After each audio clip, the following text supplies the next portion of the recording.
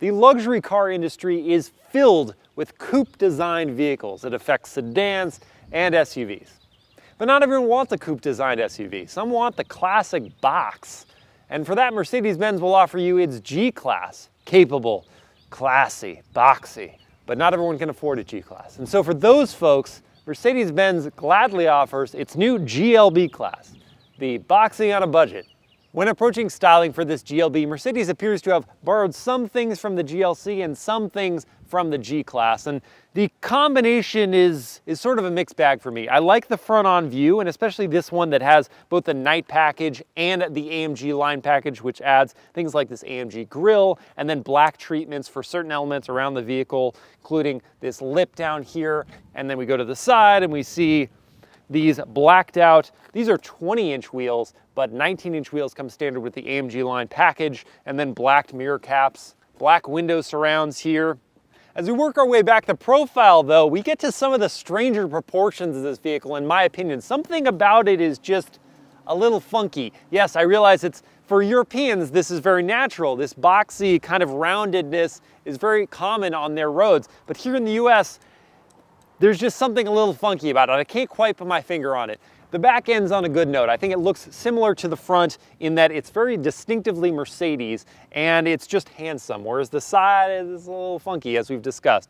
So you've got these LED taillights, a chrome piece on the bumper, and then a blacked out lower diffuser with integrated chrome exhaust ports. While this is still a new model and there's only the GLB 250, there's only one engine option. It's a 2.0 liter turbocharged four-cylinder that makes 221 horsepower and 258 pound-feet of torque. That's connected to an 8-speed automatic transmission, and your choice of front-wheel drive, as this one is equipped here, or 4MATIC all-wheel drive. 0 to 60 is 6.9 seconds, and fuel economy is 23 city, 30 highway, and 26 combined for this front-wheel drive car. So I'm not completely smitten with the exterior, but the interior is a different story. A couple low points just to start us off. I don't particularly like this white and black combo. It just feels like this is gonna get really dirty really quickly. The black is gonna stay the same.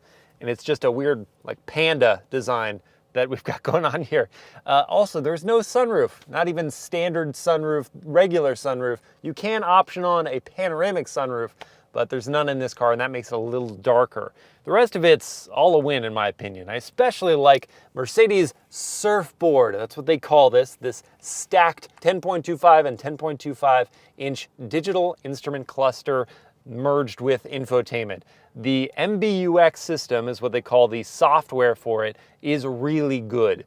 Mercedes struggled with their infotainments for a while, but now there's no struggle here. You can control them in a few different ways. For the right screen, the infotainment dedicated one, there's a touchpad down here that you can draw on. You can draw on letters for the navigation, and you can swipe it like a smartphone. You've got a couple buttons for home and back.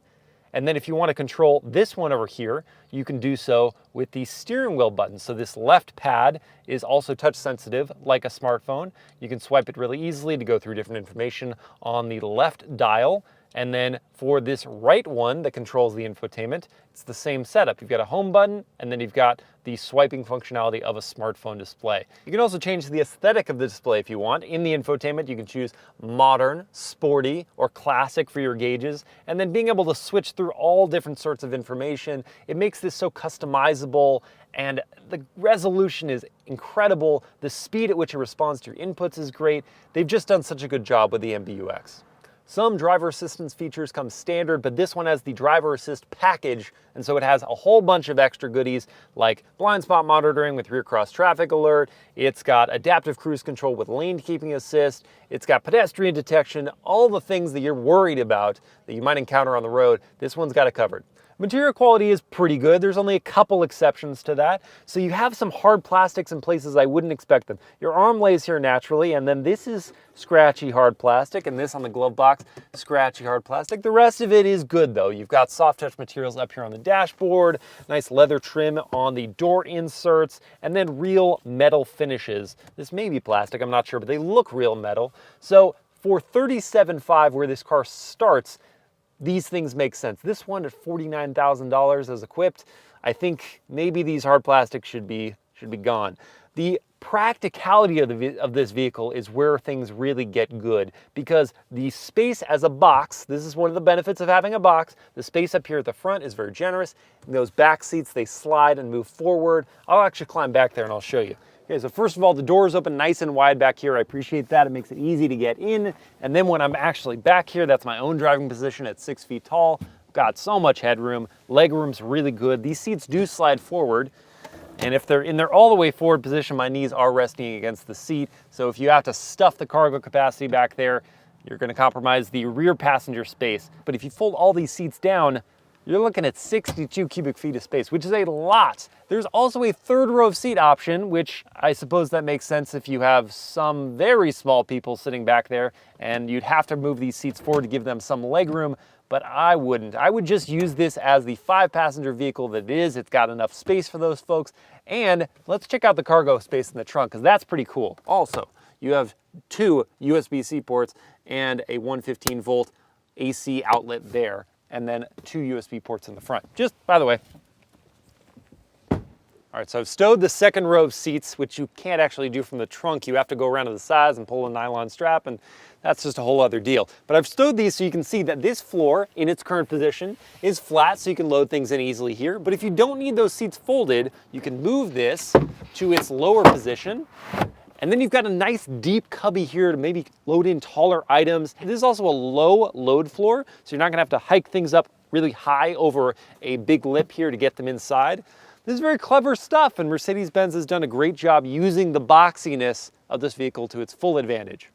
All right, so if we're keeping score, then we've got outside as okay, inside is very good. So it's left to the driving experience of this GLB to win me over.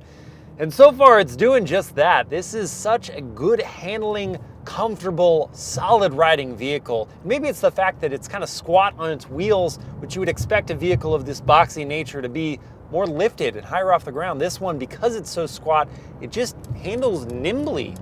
It's fun. And this engine is really very good. This 2-liter turbo picks up speed quickly and is responsive, and the 8-speed transmission paired with it is also eager.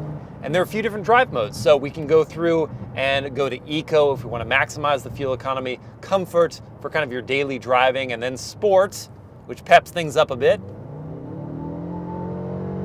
And you're probably getting some of that noise enhancement software for this Mercedes that is making the noise sound a little bit better. But I don't care what it sounds like. It's just a fun to drive vehicle, and it's got the refinement that you would expect of a vehicle in this class. The other part of a luxury driving experience is the cabin. Is it quiet in here? And I would say so. Even for being boxy and therefore not as aerodynamic as a coupe design vehicle, it's pretty quiet in here. I could have a conversation easily with my passengers, and I would not mind spending some time on the highway at those speeds.